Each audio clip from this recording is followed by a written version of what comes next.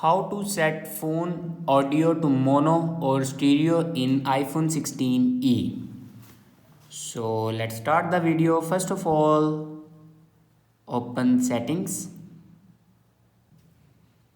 In settings, scroll down and then click on accessibility. After clicking on accessibility, then scroll down and in hearing section you can see the option audio and visual.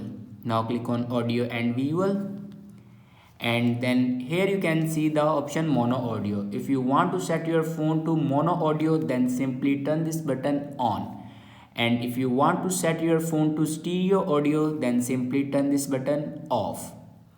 So this is the way to set your phone to mono audio or stereo audio in iPhone 16e. I hope this video is helpful for you. Thanks for watching.